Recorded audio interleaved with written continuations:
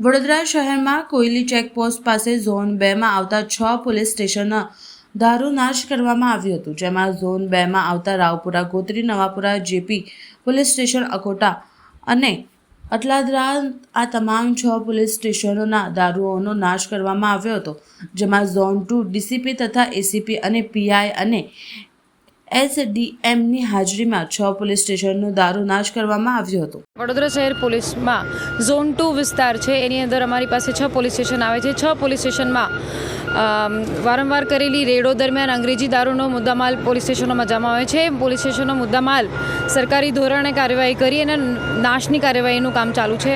અત્યારે હાલ અમારી પાસે ટોટલ 16,53,000નો મુદ્દામાલ છે કે જેનું ડિસ્ટ્રક્શનનું કામ ચાલુ છે।